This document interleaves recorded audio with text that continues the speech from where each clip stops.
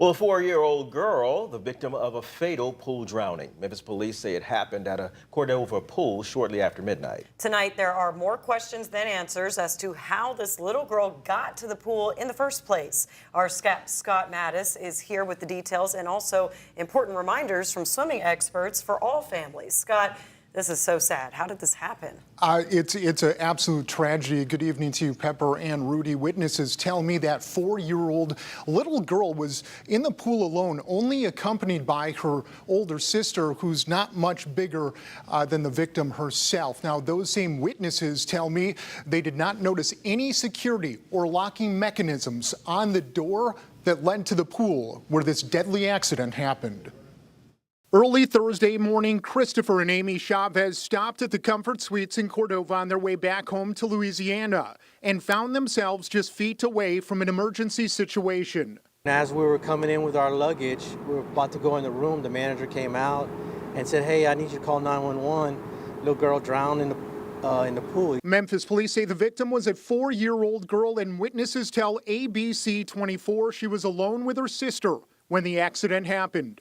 When I heard the manager yelling, I'm CPR trained, and as a mother also, I just took off running. I ran down the hall and got to her as fast as I could. But it was too late. Chavez says she did not see any safety features to keep people out of the pool after its listed closing time of 10 p.m. If you pulled it open, it just opened. Julia Johnson is a water safety expert at the Salvation Army's Croc Center in Midtown Memphis. She says 90% of children who drown are supervised by adults.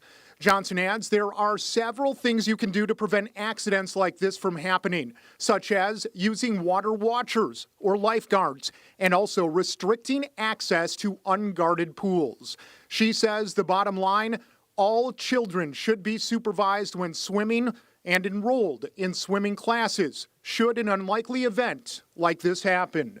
We do find that children who participate in drowning lessons are about 80% less likely to drown. When you see a beautiful young girl like that and then her life extinguished, 4 years old, it breaks your heart.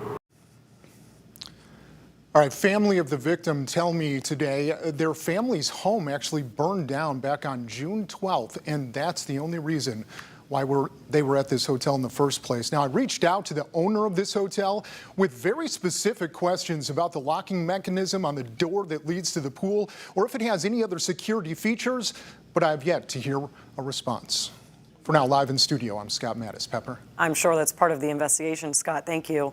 Well, the biggest way to reduce the risk of drowning is to learn how to swim, and there are several places across the Mid-South offering swim lessons for all ages. For the full list, log on to abc24.com and click on the Life tab.